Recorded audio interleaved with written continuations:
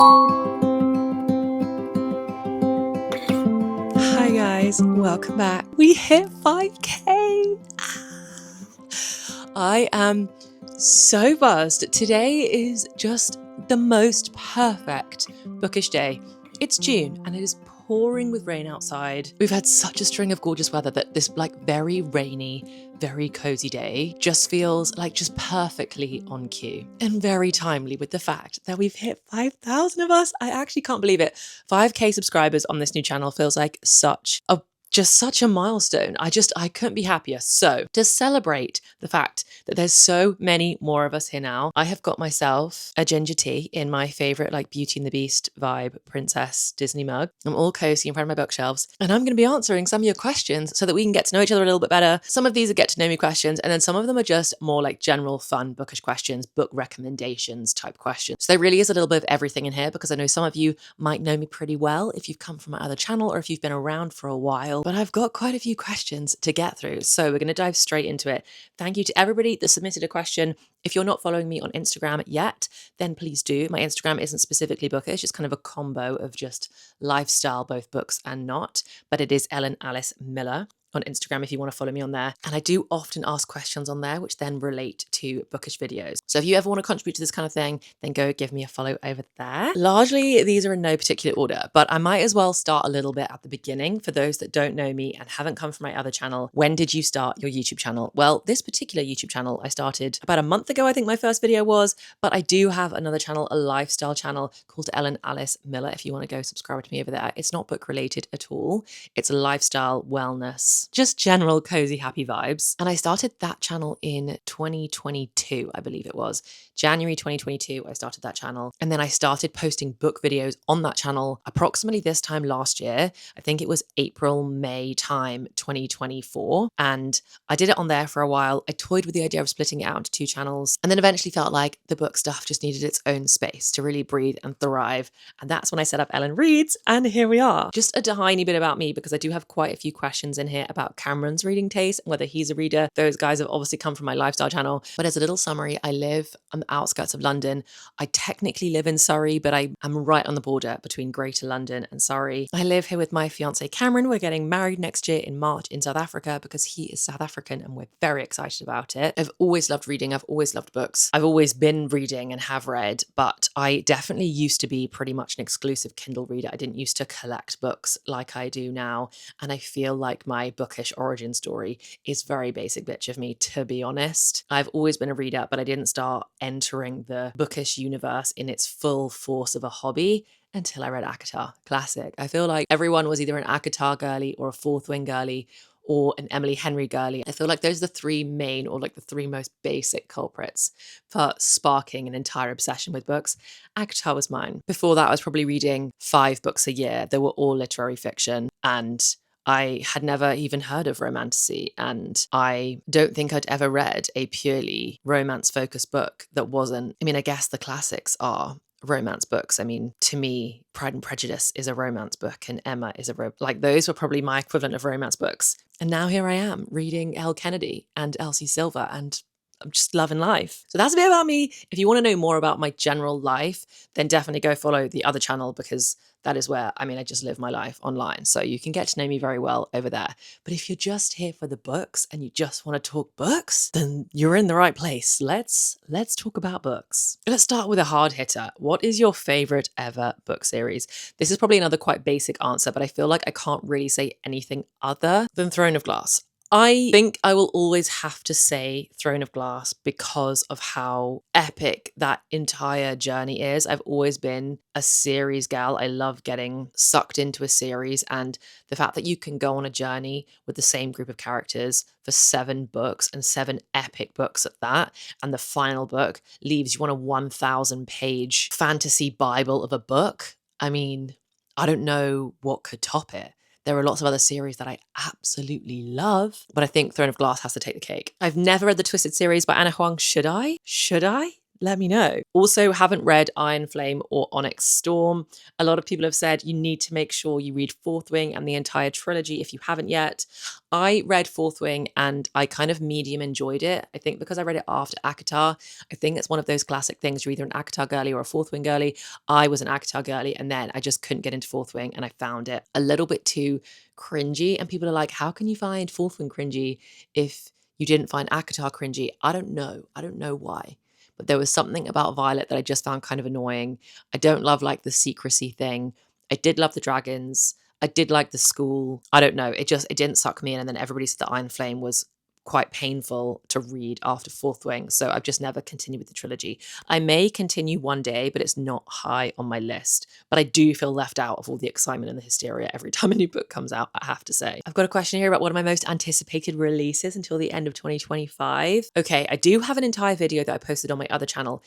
I do find it painful that all of my old Bookish videos are on a different channel. I would kind of love to be able to delete them from there and then re-upload them on this channel. But would that just be really weird? I think it would be weird because they'd be uploaded completely out of context. I'd be being like, oh my God, it's October, let's read fall books, but I'll just be uploading them like now in the summer. I think it would be odd. I think I just have to leave them there, but I kind of wish I could move them across. But I do have a playlist called Book Video, so you can go and watch all of those ones if you'd like to. But on there, I have an entire video that was my anticipated releases for 2025. But my favorite ones that I'm looking forward to off the top of my head, which I guess if they're off the top of my head, they've got to be the ones I'm most excited for, is Atmosphere by Taylor Jenkins Reid, which we're getting very soon. We're getting that in June, I believe. And then probably my most anticipated release for the entire year is People Watching by Hannah Bonham Young. Out on a Limb and now Out of the Woods, which has just come out from Hannah Bonham Young, are two of my favorite books ever. I don't know why those books have such a special place in my heart, but I just think they're written so beautifully and they're so full of like hope and lovely. They just tick every box for me. So ever since I read Out on a Limb, even though that's only just like one book, Hannah Bonham Young has just been like 5-star author for me, and I will read whatever she now writes. And People Watching is coming out in September. My birthday's also in September, so it kind of feels like a birthday present to me. Very excited about that one. I have also been very excited about a couple of books which I now don't think are coming out this year. The Ballad of Falling Dragons, which is the second book after When the Moon Hatched. I was so pumped for. I know I've only just read When the Moon Hatched, but oh my gosh, I was so itching for that to come out this year, but I think that's now pushed to February 2026. And Burn of the Everflame, I'm also very excited about, but we haven't had a release date for that one yet. But I have a full list of 20 books that I'm most excited to read that are new releases for 2025. I've got a whole video on that if you want to see a longer list. I've got a couple of questions in here around for somebody that really wants to get into reading but struggles for time in terms of busy job, kids, housework, washing, all the things. Honestly, my number one tip for you, without any question, is audiobooks. Audiobooks are your way forward when you get busy. I definitely have weeks, like not even days, I have weeks where I feel like I'm running around and I don't have any children yet. And I don't have time to like sit down and probably read a book. I probably do have time, but life feels like I don't have time. And during that time when everything feels a bit chaotic and I just want it to be easier for me to get lost in a lovely story, pop on an audiobook. Folding the washing while listening to an audiobook is some crazy kind of bliss. It's so satisfying to be doing something with your hands. I'd love to get into like crocheting or knitting or some other kind of crafty hobby like that, because I think listening to an audiobook while you craft would be even more like an elite level version of listening to an audiobook while you do housework, because doing the washing, cleaning the house, mopping the floors while you listen to a lovely audiobook makes doing those chores so much more enjoyable. So get yourself on the audiobook hype, and I promise you'll become a reader in no time. And anybody that tries to tell you that listening to audiobooks is not reading, I'm not a very confrontational person, but ignore them. Ignore those people. It absolutely counts. We only read to get lost in a lovely story and enjoy ourselves, and you can definitely do that via audiobooks, so it counts. This is such a fun one. How have you changed since discovering the online Bookish universe? This is such a fun one because I actually do feel like the Bookish universe has like genuinely changed me as a person. I'm quite a dramatic person, I know that, but I really feel like it has. I think the Bookish world has invited me to honestly just become like a lot more myself and to rid myself of some of the limiting beliefs. Sounds like such like a buzzword kind of phrase now, but I do think that it's allowed me to let go of some of the constraints that I used to feel around reading. I definitely think it was impressed upon me as kind of like a child through my school that like reading had to be quite a serious hobby, had to be quite a serious thing to do. And definitely it was kind of that intellectualism, elitist view of reading like silly, smutty romance books was something to kind of be looked down upon, or meant that you weren't as intelligent, or just wasn't as highbrow as reading like the very sophisticated classics or whatever it might be. And honestly, diving headfirst into this world has allowed me to just like rid myself of any of that shame and showed me that honestly, this is all just for fun. We do not need to take ourselves so seriously. Life does not need to be that serious, and you can absolutely enjoy reading both the classics and cowboy smut and be a fully formed, whole, well-rounded person. And if you never want to read the classics and you only want to read your cowboy smut, that is also absolutely fine. And me personally, I love a bit of both. I love a bit of everything. And if you genuinely believe that entering the bookish world and discovering this universe has allowed me to be way more me than I have ever been, and to kind of embrace like girlhood and womanhood in just like the coolest way. It's been so incredibly freeing, and I'm having the best time in this little corner of the internet. The very best time. Okay, bookish merch and where I get it from. So I have a few little bits of bookish merch, not loads, but all of the bookish merch I have is from Literature Stitches. They are a UK based small business, and I believe, I can't remember her name, but the lady that runs it, she personally stitches every single piece, and I'll link Literature Stitches down below, but all of my bookish merch is from there. I think I have a couple of t-shirts and a jumper. I definitely want some more bookish merch. So can you please let me know in the comments, where do you get yours from if you have any? I do think we are lacking, especially in the UK, really good quality bookish merch. It really makes me want to like honestly start a business and create my own, because I see so much good stuff in the States and like really good quality stuff. And I think we're lacking that here. So I am definitely on the hunt for some really good quality bookish merch. So let me know if you've got any great shops that you recommend to get the good stuff from. Go to book recommendations. I mean, that is such a broad term, but I've got so many questions in here about like just what are my favorite books to recommend? What books would I recommend? What are my go-to book recommendations? What are my top 3 books that I'd recommend? So generally speaking, I think not knowing anything about a person, not knowing anything about their reading taste, not knowing anything about what mood they're in, I would always recommend a Taylor Jenkins Reid book to honestly anybody. The books that I've read from Taylor Jenkins Reid so far are Daisy Jones and the Six, The Seven Husbands of Evelyn Hugo, Carrie So to His Back, and Malibu Rising, and then we get Atmosphere later this year. Of the 4 books that I've read, they've honestly all been fantastic and are all very different. Malibu Rising is such a good book for this time of year particularly, or like a really like depths of summer book. It's about a surf model living in Malibu, and her siblings throw this legendary house party every single year, and you start the book, and I think it says on the blurb on the back of the book that this year, which I think is in the 80s, the house has been burnt down, or the house is burning down, and like who lit the match essentially. And you basically follow a dual timeline story, which is every hour leading up to the point when the house burnt down at the end of the night, at the end of the house party. And the main character, Nina, the surf model's parents growing up and falling in love and starting their family of all of these siblings together. It is so summery. It is action-packed. The pacing's fantastic. The character development is brilliant. I wish there was a book for every single one of the siblings in that story. That's Malibu Rising. Daisy Jones and the Six is almost like a documentary style docu-series analysis of an extremely, like one of the most world famous bands of the 60s, 70s, and early 80s, I believe it goes up to. It's essentially a kind of like a Fleetwood Mac biopic. It's kind of like a Fleetwood Mac inspired story, and it follows the band on their rise to fame. Again, there's a little bit of romance in there. There's a lot of drama. It's very like sex, drugs, and rock and roll, but done so brilliantly well. It truly feels like a real band. You will be Googling if it is a real band once you finish the book. And the style of it is interview style. So it really does feel like a podcast or a documentary. This was the Amazon Prime show of it, which was also fantastic. I didn't listen to the audiobook, but I bet the audiobook is really good, especially if there's multiple points of view in the narration, to be able to do that interview style script really nicely. The Seven Husbands of Evelyn Hugo is probably my favorite of them all. maybe. It's so hard to say. The Seven Husbands of Evelyn Hugo is about a famous actress slash model slash like public figure during the golden age of Hollywood in, I think, that the 50s. And you basically follow her story through each of the major loves of her life slash each of her seven husbands.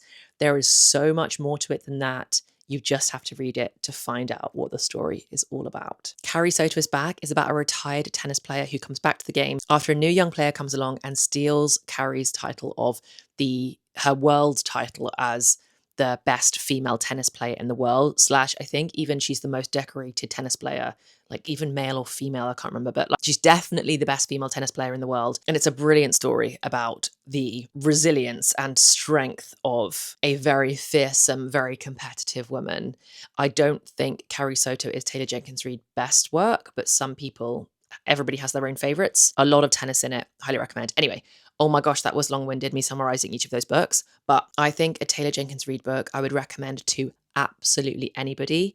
Give them a try. I think all of my other book recommendations would have to depend on what kind of reader you are, what type of book you like, what you're in the mood for. But I think a bit of TJR, like, always hits. Do you prefer reading physically or on your Kindle? Honestly, it really depends.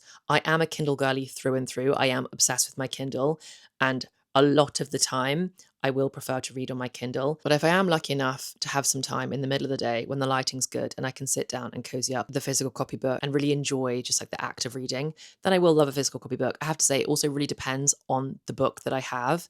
It depends on the font size. It depends on if I've got the paperback or the hardback. I really don't enjoy reading hardbacks, mostly because they're heavy, and if I'm lying down, I can't like hold them above my head without my arms getting tired. Small, silly problems like that. But the Kindle is so convenient. I really am a Kindle girly. Have I bought Egg on Toast yet? No, I haven't. But I really want to. I might put him on my birthday list. It's my birthday in September, which I know it's June now, but like that's really not that long away. So I might have to put him on my birthday list because I really want him for my shelves. And I feel like he could very happily exist on my shelves all year round. If anyone doesn't know what we're talking about, I'm talking about Egg on Toast, the jelly cat, who I saw when I went shopping in London, and he was the sweetest thing I've ever seen. And I have egg on toast basically every single day for breakfast. So I must have him. I must. I think he's going to be a birthday list edition. Have I gotten any arcs yet? Nope, not yet. The day I get an arc, guys, we are going to be popping champagne. Like, we're going to be celebrating so hard. I have been producing bookish content now for over a year. I do also have a bookish TikTok, but I don't post on. I mean, I do have a chunk of videos on there, but I'm not consistent on there at all. Like, I don't think I've posted on there in like months.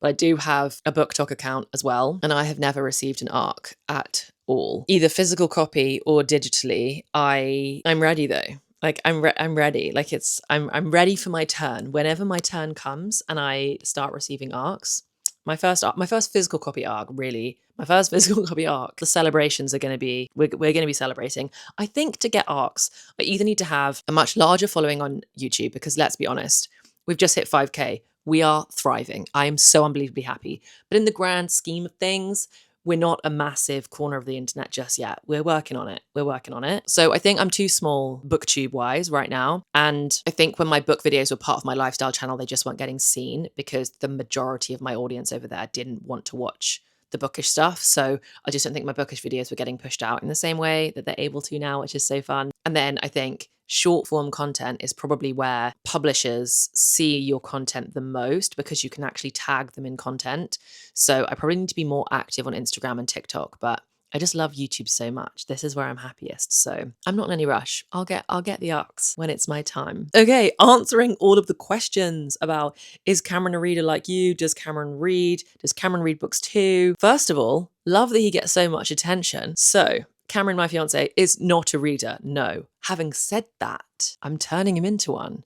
He is a podcast guy. Specifically, he's interested in things that I find very boring. He loves a finance business podcast. He's one of them. Loves a business podcast, loves a finance podcast. He's also actually like really big into his wellness. We're a little bit similar like that. He's way more into it than I am, to be honest. Optimizing anything. He is very like type A, a little OCD, and no, he doesn't read fiction books. However, 2025, things have been changing. This year, for the first time, he asked me for a book recommendation. We were shocked and we were very excited. And he read The Naturals. He read The Naturals first. That was where we first started. And he's now started Red Rising. So we're on to book 2. And he read The Naturals like relatively quickly. So he is now in a habit with me, which is so nice. Honestly, it makes my little romance loving heart so happy that at the end of the night now, we both get into bed at like 8:39 and we both read for an hour our fiction books. We sit next to each other. I'll read whatever I'm reading. Currently, he'll read Red Rising until we fall asleep. And I feel like a little grandma and grandpa, and it makes me so unbelievably happy that we're both reading books. So I suppose, really, I started off by saying, no, he's not a reader. I guess the answer is yes, he is a reader. He's becoming one. Love some book recommendations from you on crime and mystery. I'm so sorry. I don't really read crime, thriller, mystery, mostly because Cameron and I, like, that is the only genre of TV we watch. We are so obsessive. Like, we watch so many crime dramas on TV that I then am just like not interested in reading them in books because I've kind of had my dose of that. So I can definitely give you crime drama TV recommendations. Some of our absolute favorites. I'm trying to think. Shetland, we loved. We've now finished all of Shetland. Slow Horses, that definitely doesn't count as a crime drama, actually. But Slow Horses we've loved. Vera we loved. Strike. Oh, I can't wait for another series of Strike. The Outsider, that's more horror, really, than crime drama. I guess it's like a little bit thriller. That's a Stephen King adaptation, so that's really horror. The Outsider, that was really good. I'll have to think. My mind is not in a TV place, but I'm really sorry, I don't really have any crime mystery. The only one I do have for you that I thought was really good is one. The Natural series is brilliant. It is YA, but if you haven't read the Natural series, I've only read book 1 and I can confidently recommend it. The Naturals is fantastic. And then 2, Listen for the Lie, the audiobook by Amy Tintera, is really good. It is about a woman who wakes up covered in the blood of her best friend, and she doesn't know if she's done it. Her whole village thinks she's done it. She thinks maybe she did it because she can't remember what happened. But she basically moves away from this village moves away from her town after her best friend dies. And the story really begins with her moving back to the town because a podcaster is going to do a true crime podcast on the murder, and she is like one of the main suspects, so she moves back to town. And the audiobook is brilliant because it's basically like listening to a true crime podcast. If you like true crime, which I know that is such a niche that people love, like one of my best friends is true crime podcast obsessed. If you love a true crime podcast, listen to this book. It sounds like a true crime. The podcast even has like intro music and it's done really well in the audiobook. But that's also one that I would recommend. But that's all I've got for you, I'm afraid. What book series or author would you love to read but feel a little intimidated about starting? I've got 2. The first one is Kristen Hanna, because I know the books are going to be fantastic, but I don't love crying. I mean, I feel like that it would be obvious, but some people love sad books, and I need to sit down and have a cup of tea with one of the people who love sad books so I can try and understand it. I love happy books. I love romance books, and sad books make me sad. So I am quite intimidated by Kristen Hanna, but I do still really want to read them. And The Nightingale is on my June TBR. So let's see. I don't know if I'm maybe starting with like the worst of them, and I should have actually started with, is it The Women or Firefly Lane? Probably would have been more up my street. Maybe I'll end up swapping out The Nightingale for one of those, but definitely a bit intimidated by Kristen Hanna. And then the second one is Frederick Bachman, mostly for the same reasons. That quite hard hitting. The only one I've got on my shelf is Beartown. I think it just sounds like very outside my comfort zone, but I really want to read it anyway. So I think those are the 2 authors that I feel most intimidated about, but like do really want to get to. What are your favorite tropes to read? Oh, don't we all love a good trope? Okay, if we're talking romance and tropes, I do love Grumpy Sunshine, but it has to be that he is the sunshine and she is grumpy. That combo, oh, I absolutely love it. That golden retriever black cat, but he's the golden retriever. That is a top tier trope. Also, who doesn't love one bed? One bed at the inn. That's where this all began with ACOTAR, one bed at the inn. Love There's Only One Bed trope. I also love a bit of fake dating, I have to be honest. I never used to like friends to lovers at all. It's growing on me a little bit. I take that back. I like friends to lovers, childhood friends to lovers. It's like still not my favorite. I think I can't resonate with it in any way. Like I never had like a boy best friend growing up. So maybe it just is a bit lost on me, that one. I'm actually not that fussed by enemies to lovers anymore. I used to love enemies to lovers. I think maybe now it's just a bit overplayed. I'm ready for some new tropes to mix it up. But tell me, like, what are your faves? What is your favorite trope? I need to know. What is your absolute favorite trope in a book if you know that trope is in it, you're gonna eat it up. What is one book that you wish you could read again for the first time? Now, part of me wants to say like ACOTAR, because the thrill I got from reading those books and from entering the whole SJM universe. I do think that that emotion is something that will never be replicated, but I'm not going to say that because I think it's a bit too obvious. And if I read ACOTAR again now for the first time, if basically I kept all of my previous reading experience and then now read ACOTAR for the first time tomorrow and just erased ACOTAR from my mind, I don't think it would hit the same. I think I'd have to erase all the books I've read over the last year, go back to when I was only reading 5 books a year, and then read ACOTAR. And then I think that would be the one I would choose, because I would love to just go through that whole ACOTAR into Throne of Glass into Crescent City experience, just the ride of my life. But instead, maybe I'll say The 7-Year Slip. The 7-Year Slip is such a beautiful book and did cross my mind on the question that was what would be just like a general book recommendation. It is a romance, so if you're not a romance reader at all, then maybe not. But The 7-Year Slip is so wonderful by Ashley Poston. Oh, I'd love to read that again for the first time. I'd love to forget everything that happens in that book and read it from scratch and just feel all of those wonderful, wonderful, heartwarming, just, oh, yeah, 7-Year Slip. Go read that if you haven't read that yet. Okay, last few questions. This one is so fun. Death Row Meal Book Edition. What's my starter, main, and dessert when it comes to books? Oh, I think I'm going to have to check the shelves. Okay, I've got my answers. And actually, that was way quicker than I thought it was going to be. I just quickly perused the shelves and I was like, oh yeah, obviously. Bish, bash, bosh. I know exactly what they're going to be. Okay, my starter is The Paradise Problem by Christina Lauren. I just had the most fun. I need one of the books in the 3 to be just an absolute ride. And I want to start laughing. I want to start giggling and kicking my feet. I've said it before, I'll say it again. Anna, who is the female main character in The Paradise Problem, is the funniest character I've ever read. She's definitely the funniest FMC I've ever read. And the way she let her intrusive thoughts just out into the world was so hilarious to me. And the fact that we also got to hear her intrusive thoughts that she didn't even let out, that book was so good. So far-fetched in terms of getting flown to a private island and pretend to be a doctor when you're not a doctor and pretend to be a wife when you haven't been a wife. Like, it might be far-fetched. It was so fantastic. And I would just, gobble up that book. Okay, we've started off with something fun, something a little bit light. You don't want to get too full too soon, but you have an excellent time and thoroughly enjoy it. Very tasty. Second, my main course, I've said it already, so this feels a bit boring, but it would have to be Kingdom of Ash.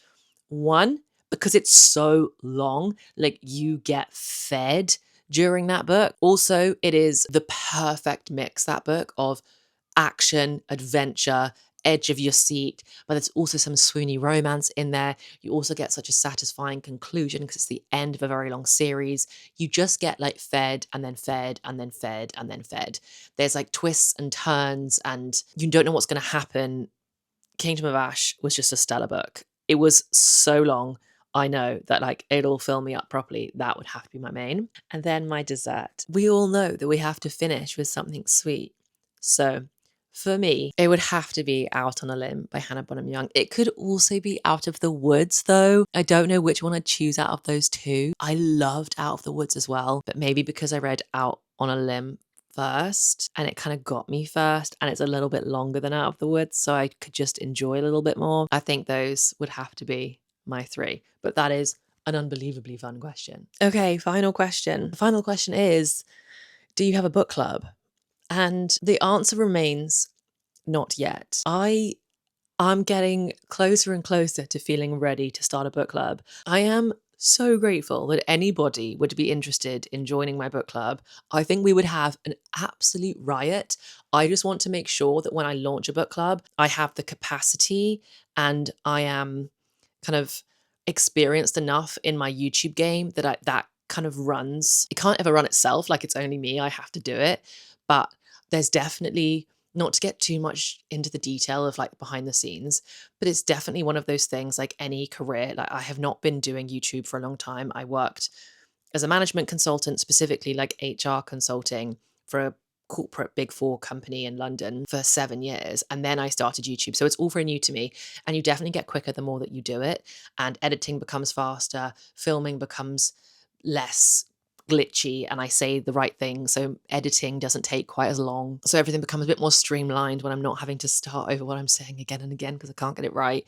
So the faster I get, the more capacity I feel like I have to do something else. And I want to make sure that when I start a book club, I have the capacity to add like proper value. I don't just want it to be that we pick a book each month and read it together, although of course that is like the most fun bit, that we're going to be reading the same books each month together. But I also want to be sharing reading vlogs of me reading that particular book with you. I want to share extra videos with you. I want to be giving you just like proper value for you choosing to join my book club and spend time reading my monthly book with me. I want you to help me choose those books. I just want to make sure I have the capacity so that when I do start our book club, we do it properly. Like, we're going to do it so properly. It's going to be the best freaking club and community on the internet. And I'm so excited about it because I have no filter and I have no capacity for keeping secrets from literally anyone. I'll tell you that at the moment in my head, I think that maybe when we hit 10K, we'll be good to go. I think in my mind a little bit longer to get my legs under the table of this whole Booktube thing, but maybe that's a nice goal. When we hit 10K, we start a book club. Let me know if you do want to join it. I've obviously got a couple of DMs from people asking if I have one and could they join it if I do. But let me know if you'd be interested in a book club. We need to find a name for the book club. Like, what should we call it? I have no idea what we'll call it, but let's call it something fun. I'm so excited for when that time comes around. When I get my first arc and when we launch the book club, champagne's going to be popping. We're going to be, the vibes are going to be so high. Okay. Oh my gosh. Enough, Ellen. I have talked and talked and talked. I think I've answered everybody's questions roundabout. A few of the questions were quite similar to each other, so I've grouped those together. So I hope I got to your question. If I didn't get to your question, please DM me, put it in the comments, and I can do this again. I can do more of these Q&As whenever you need them, whenever you like them. Thank you so much for being here. Thank you so much for 5K. I hope this helped you get to know me a little bit better. I hope you're currently in the middle of a lovely book. There is no greater feeling. I hope you're having such a lovely week, and I cannot wait to see you in the next one. Bye, guys.